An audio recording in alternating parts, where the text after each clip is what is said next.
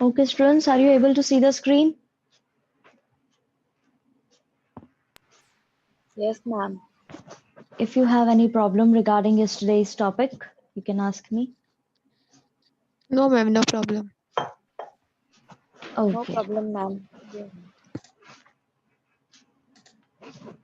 Okay तो कल हमने लेगेसी शुरू किया था, इसका फर्स्ट पैरा कंप्लीट कर लिया था।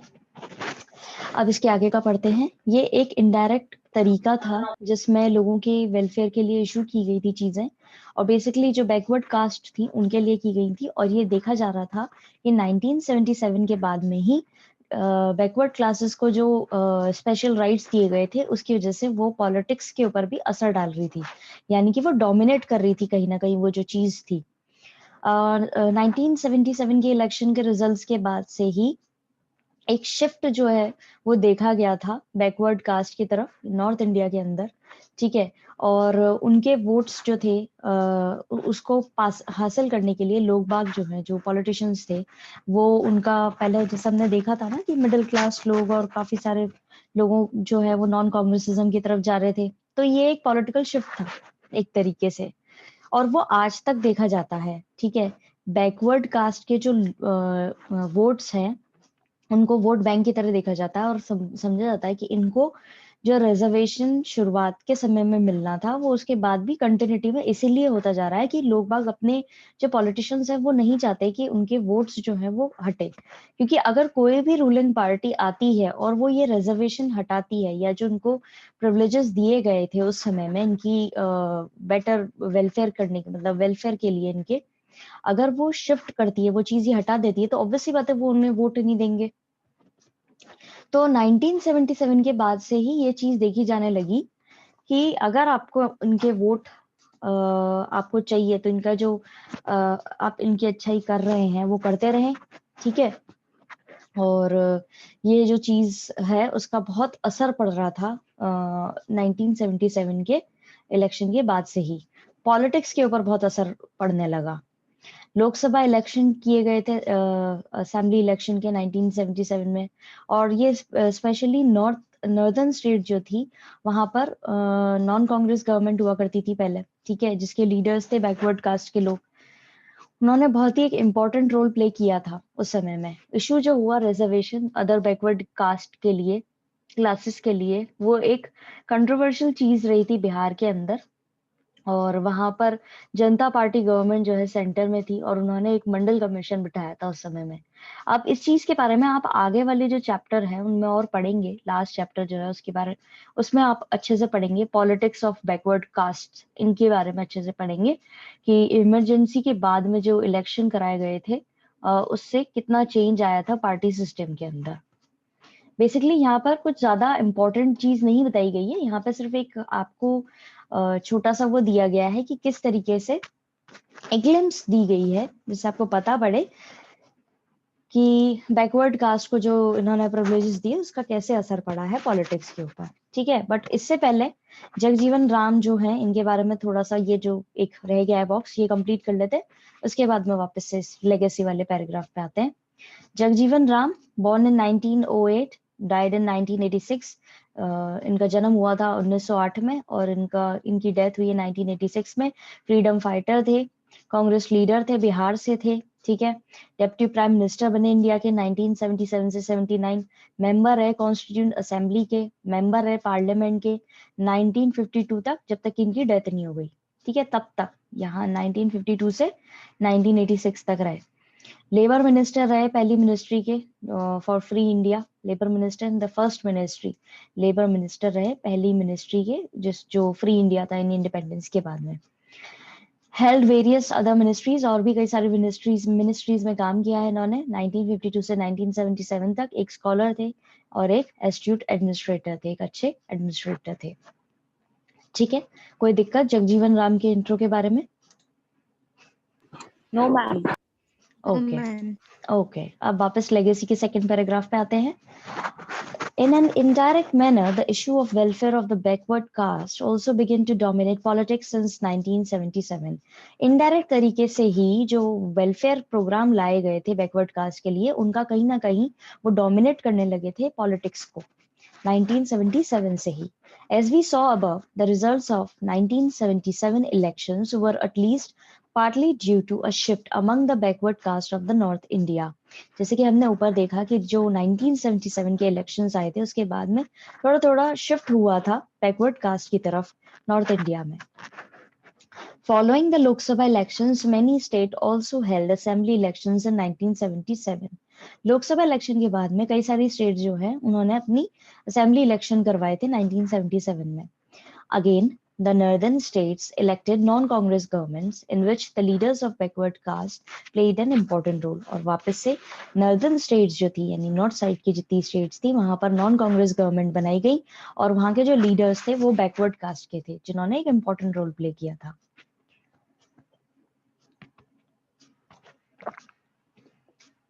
The issue of reservations for other backward classes became very controversial in Bihar, and following this, the Mandal Commission was appointed by Janata Party government at the center. अब क्या हुआ, reservations issue करे गए दूसरी backward classes के लिए और ये एक बहुत ही बड़ी कंट्रोवर्सी हो गई बिहार के अंदर और इसी को लेकर के मंडल कमीशन बिठाया गया जनता पार्टी के द्वारा सेंटर पे. ठीक है. You will read more about this and about the role of the politics of backward caste in the last chapter. आप इसके बारे में और पढ़ेंगे और जो उनका रोल था उसके बारे में पढ़ेंगे कि उसका जो बैकवर्ड कास्ट का क्या रोल रहा पॉलिटिक्स के अंदर, ये सब चीजें आप लास्ट चैप्टर में पढ़ेंगे. The elections after the emergency set off the process of this change in the party. Election जो थे emergency के बाद में उन्होंने इस प्रोसेस के अंदर पार्टी सिस्टम के अंदर एक बदलाव लाया. The emergency and the period around it can be described as a period of constitutional crisis because it had its origins in the constitutional battle over the jurisdiction of parliament and the judiciary. अब emergency और उसके बाद का जो समय रहा है उसको माना जाता है कि ये समय रहा है कॉन्स्टिट्यूशनल क्राइसिस का, क्योंकि यहाँ पर जो कॉन्स्टिट्यूशनल लड़ाई चल रही थी यानी कॉन्स्टिट्यूशन के किस तरीके से इन्होंने बदला है. ठीक है. पार्लियामेंट उसके चेंज करने की कोशिश कर रहा है, जुडिशरी उसको बचाने की कोशिश कर रहा है. ठीक है. ओवर ज्यूरिसडिक्शन हो रहा है पार्लियामेंट और जुडिशरी के ऊपर, तो इसीलिए इसको कॉन्स्टिट्यूशनल क्राइसिस का है क्योंकि संविधान जो है उससे ही देश चलता है और ये संविधान को बदलने की कोशिश कर रहे थे या संविधान को बचाने की कोशिश कर रहे थे कुछ लोग, तो इसलिए इसको कॉन्स्टिट्यूशनल क्राइसिस बोला जाता है इमरजेंसी और उसके बाद के पीरियड को. On the other hand, it was also a period of political crisis. और दूसरी ही तरफ देखें तो इसको political crisis की तरह भी देखा जा रहा है क्योंकि बार बार इलेक्शन हो रहे हैं, बार बार सरकारें गिर रही हैं, इसलिए. The party in power had absolute majority and yet its leadership decided to suspend the democratic process. जो पार्टी पावर में है उसको एब्सोल्यूट पूरी तरह से मेजोरिटी भी मिली है, बहुमत भी मिली है, फिर भी उसकी लीडरशिप जो है वो उसको डिसाइड करती है कि इसको सस्पेंड कर दें, डेमोक्रेटिक प्रोसेस को खत्म कर दें. The makers of India's constitution trusted that all political parties would basically abide by the democratic norms. सारे जो constitution बनाने वाले लोग थे जिन्होंने constitution बनाया है इंडिया का, उनको ये विश्वास था कि सारी पॉलिटिकल पार्टीज जो हैं वो एक डेमोक्रेटिक नॉर्म के द्वारा, डेमोक्रेटिक रूल के द्वारा जो है पूरी तरह से बंधी हुई रहेगी, बाउंड रहेगी. Even during the emergency, when the government would use extraordinary powers, its use would be within the norms of the rule of law. ध्यान से देखिएगा ये लाइन, ये जो लाइन है इसको ध्यान से देखिए. Even during the emergency, यानी कि इमरजेंसी के दौरान भी सरकार को भले एक्स्ट्राऑर्डिनरी पावर्स मिली हुई है लेकिन फिर भी वो जो रूल ऑफ लॉ है उससे बंधी रहेगी, यानी कि रूल्स और रेगुलेशंस के अंडर ही रहेगी, भले उसको कितनी भी एक्स्ट्राऑर्डिनरी पावर्स मिल गई हैं. This expectation led to the wide and open-ended powers given to the government in the times of emergency. इस expectation से क्या हुआ, बहुत ही ज्यादा powers मिली. ठीक है. Open-ended powers मिली गवर्नमेंट को इमरजेंसी के दौरान. These were abused during the emergency और इनका गलत इस्तेमाल किया गया इमरजेंसी के दौरान. This political crisis was more serious than the constitutional crisis. अब ये जो political crisis था ये ज्यादा खराब था, more serious था, ज्यादा serious था बजाय उसके constitutional crisis के. समझ में आया? किसी को कोई दिक्कत? It is clear. Ma'am, no problem. Okay. Yes, ma'am. Clear. Okay. दूसरा critical issue था दूसरा क्रिटिकल इशू जो इमर्ज किया गया था वो ये था, इस पीरियड में था जहां पर रोल और किस लेवल तक मास प्रोटेस्ट होना चाहिए पार्लियामेंट्री डेमोक्रेसी के अंदर, वो देखी गई थी, वो इशू था. Another critical issue that emerged during this period was the role and extent of mass protest in a parliamentary democracy. There was clearly a tension between institution-based democracy and democracy based on spontaneous popular participation. वहां पर साफ देखा जा सकता था कि एक बहुत टेंशन का माहौल हो गया था इंस्टीट्यूशन बेस्ड डेमोक्रेसी के ऊपर और डेमोक्रेसी जो बेस्ड थी पॉपुलर पार्टिसिपेशन पर, कि कौन सबसे ज्यादा बढ़ चढ़ के पार्टिसिपेट कर रहा है, यानी कि जनता के ऊपर, जनता जिस तरीके से प्रोटेस्ट कर रही थी उस पर, और एक जो इंस्टीट्यूशन यानी कि पार्लियामेंट बेस्ड जो डेमोक्रेसी चलाई जा रही थी उस पर. दोनों के बीच में टेंशन थी. कुछ लोग जो थे वो ऑफिस के अंदर बैठ करके हमारी डेमोक्रेसी को मॉनिटर कर रहे थे, एक तरीके से चला रहे थे, और दूसरे लोग जो है वो ये जो बाहर की जनता थी वो इस पॉपुलर मतलब एक तरफ पूरी तरह बढ़ चढ़ करके पार्टिसिपेशन दे रही थी और वो प्रोटेस्ट कर रही थी कि सरकार अच्छे से काम नहीं कर रही है. तो दोनों के बीच में ही टेंशन का माहौल था. This tension may be attributed to the inability of the party system to incorporate the aspirations of the people. अब यही टेंशन को देखा जाता था कि जो पार्टी सिस्टम है यानी कि जो रूलिंग पार्टी है वो लायक ही नहीं हो पा रही है, इनेबल है, वो काम नहीं कर पा रही है कि वो पूरी तरीके से लोगों के एस्पिरेशंस को फुलफिल करे, यानी लोगों की इच्छाओं को फुलफिल कर पाए. In the two chapters that follow, we shall study some of the manifestations of this tension. आने वाले 2 चैप्टर्स के अंदर हम पढ़ेंगे कि किस तरीके से इस टेंशन को सॉर्ट आउट किया गया. In particular, popular movements and debates around regional identity. Particularly किस तरीके से हटाया गया, पॉपुलर मूवमेंट्स कौन से हुए और कौन से डिबेट जो हैं इस चीज को लेकर के उठे, उन सब में वो सारी चीजें अब आप पढ़ेंगे. इस पैराग्राफ के अंदर किसी को कोई दिक्कत? No, No, ma'am, ma'am. no problem. Okay तो आज हमने ये चैप्टर कंप्लीट कर लिया है. अब now we will switch to the take away points of this chapter. अगर आपको कोई दिक्कत है तो आप लोग कभी भी पूछ सकते हैं, हम आपकी प्रॉब्लम सॉर्ट आउट कर देंगे. अगर No, आपको ma'am, no किसी problem. Okay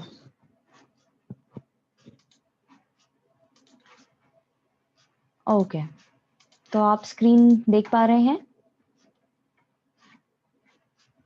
are you able to Yes, see the ma'am. Screen? Okay.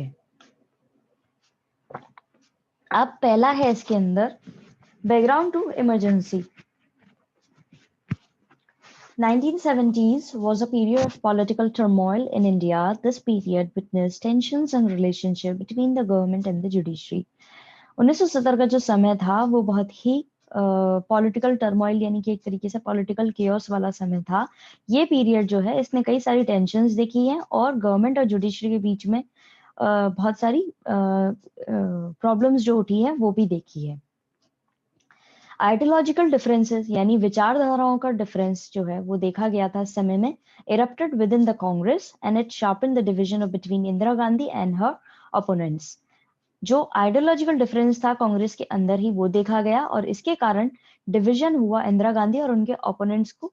ठीक है, उससे एक शार्पन द डिवीजन यानी कि एक बहुत बड़ा एक अलग आपको डिवीजन देखने को मिल सकता था जो इंदिरा गांधी की सोच थी और जो उनके ओपोनेंट्स की सोच थी उस समय. इकोनॉमिक कॉन्टेक्स्ट से देखें तो Congress gave the slogan of गरीबी हटाओ इन 1971. 1971 में कांग्रेस ने ये स्लोगन दिया था गरीबी हटाओ. Due to various national and international factors the social and economic condition in the country did not improve much after 1971 and 72.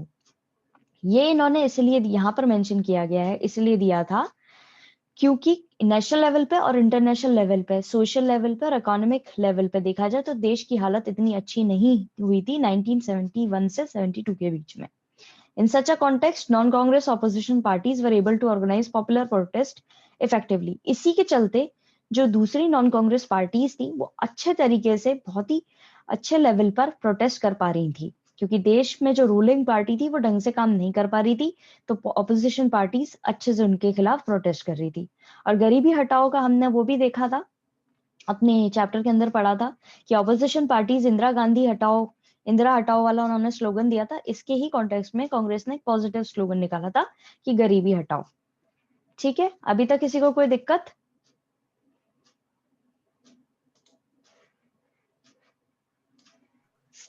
No, ma'am. Okay फिर है गुजरात बिहार मूवमेंट्स। गुजरात बिहार में हमने ज्यादा डीप में नहीं पढ़ा था, इसको हमने बहुत ही तरीके से पढ़ा था। शॉर्ट में गुजरात बिहार कांग्रेस वहां पर रूल कर रही थी इन स्टेट्स में। इसके बावजूद भी वहां पे despite these facts students from both the state started agitation. इसके बावजूद भी दोनों ही स्टेट के अंदर जो स्टूडेंट्स थे उन्होंने एजिटेशन शुरू करा against rising prices of food grains cooking oil and other essential commodities and against corruption in high places. किसके खिलाफ किया? जो प्राइसेस बढ़ रही थी फूड ग्रेन्स की, कुकिंग ऑयल की और दूसरे इसेंशियल कमोडिटीज यानी जरूरत का जो सामान होता है उनकी प्राइसेस बढ़ रही थी उसके खिलाफ, और जो करप्शन हो रहा था हाई प्लेसेस पे, अच्छी प्लेसेस पे, वहां उनके खिलाफ उन्होंने शुरू करा। Jayaprakash Narayan from Bihar gave a call for total revolution in the social, economic and political spheres। Jayaprakash Narayan के द्वारा ही लीड किया जा रहा था ये। उनको बुलाया गया, बिहार से फोन किया गया कि आप आइए और टोटल रेवोल्यूशन यानी कि पूरी तरीके से क्रांति जो है वो लेकर के आइए। सोशल, इकोनॉमिक और पॉलिटिकल स्फेयर्स में आप हमें गाइड कीजिए एक तरीके से। In 1975, Jayaprakash led one of the largest march to the parliament। 1975 के दौरान जयप्रकाश ने सबसे लंबी मार्च जो है वो करी थी पार्लियामेंट तक। फिर आया नक्सलाइट मूवमेंट। 1967 के अंदर a peasant uprising took place in Naxalbari area of Darjeeling, West Bengal. एक नक्सलबरी एरिया जो है दार्जिलिंग का, वहां पर एक किसान आंदोलन सा शुरू हुआ under the leadership of CPIM headed by Charu Majumdar. और ये किसके लीडरशिप के अंडर कराया जा रहा था? CPI मार्क्सिस्ट ग्रुप के जो हेड थे चारू मजूमदार, उनके द्वारा। कुछ समय बाद एक ब्रांच जो है वो टूटती है, ठीक है, और उसको जानते हैं हम कम्युनिस्ट पार्टी मार्क्सिस्ट लेनिस्ट, यानी CPI के भी टुकड़े हो गए और उसके फाउंडर कौन रहे? चारू मजूमदार रहे। Government have taken stern measures in dealing with the naxalite movement. और गवर्नमेंट ने अपनी पूरी भरसक कोशिश करी कि वो नक्सलाइट मूवमेंट से पूरी तरह डील कर पाए, सॉर्ट आउट कर पाए इसको। फिर उसके बाद में रेलवे स्ट्राइक हुई 1974 में। पूरे नेशन वाइड सारे एम्प्लॉयज जो थे रेलवे के, उनको चला रहे थे कौन? जॉर्ज फर्नांडिस, ठीक है। वहां पर एक स्ट्राइक करवाई गई पूरे ऑल ओवर इंडिया में। Its main demand was related to bonus and service conditions. इनकी मेन डिमांड थी कि इनको बोनस मिलना चाहिए था, इनकी सर्विस कंडीशन जो है वो इम्प्रूव होनी चाहिए थी। गवर्नमेंट ने डिक्लेयर करा कि ये स्ट्राइक इलीगल है और इसको रोक देना चाहिए, और ये रोक दी गई 20 दिन के बाद में बिना किसी सेटलमेंट के। फिर कॉन्फ्लिक्ट हुआ जुडिशरी से, यानी जो अपने हाई कोर्ट्स और इनसे कॉन्फ्लिक्ट हुआ था वो हुआ। 1970s witnessed a bitter relationship between legislature and judiciary। 1970 का जो समय था उसमें कड़वे आपको रिश्ते देखने को मिलेंगे लेजिस्लेचर और जुडिशरी के बीच में। Constitutional amendment and its interpretation was a pivotal point of bitter relations। Constitution के अंदर अमेंडमेंट लाना और उसके इंटरप्रेट करना कि ये कितना सही है, वो एक बहुत ही बड़ा टर्निंग पॉइंट था ये कड़वे रिश्तों के अंदर। In 1973, issue of appointment of Chief Justice of India worsened the condition। 1970 से ये दिक्कत चली आ रही थी और 1973 के अंदर बोला गया कि चीफ जस्टिस जो है उनको अपॉइंट करना है, ठीक है। इससे कंडीशन और खराब हो गई। Highest point in controversy came when the High Court declared Indira Gandhi's election invalid। और सबसे ज्यादा बड़ा पॉइंट कब आया कंट्रोवर्सी का? जब हाई कोर्ट ने डिक्लेयर कर दिया कि इंदिरा गांधी के इलेक्शन जो है वो इनवैलिड है।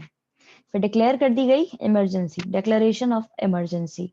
On 12 June 1975 justice Jagmohan Lal Sinha of Allahabad High Court declared Indira Gandhi's election to the Lok Sabha invalid।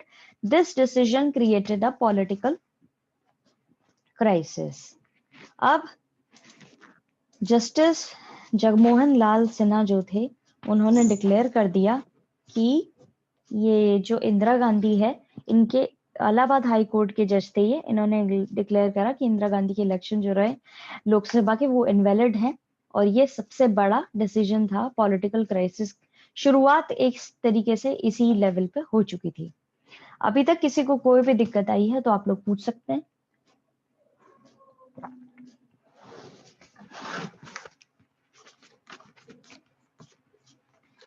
किसी को कोई पॉइंट में दिक्कत?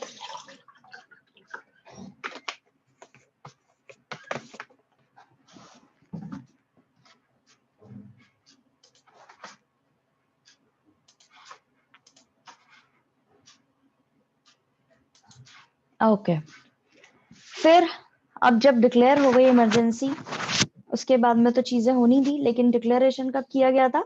जब इंदिरा गांधी के इलेक्शंस जो थे लोकसभा के जिसमें वो जीती थी, वो इनवैलिड कर दिए तब।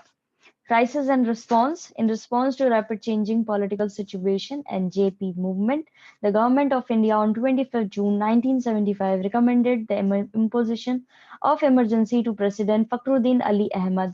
The president issued the proclamation immediately. अब ये डेट याद रखेंगे आप कि कब यहाँ पे इमरजेंसी का वो रखा गया था। 25 जून 1975 को रिकमेंड किया गया था प्रेसिडेंट को। प्रेसिडेंट उस समय के थे फखरुद्दीन अली अहमद। उनको बोला गया था कि इमरजेंसी लागू कर देनी चाहिए।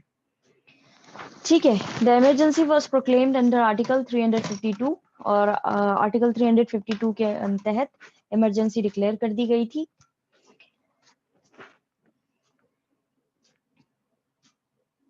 एक मिनट,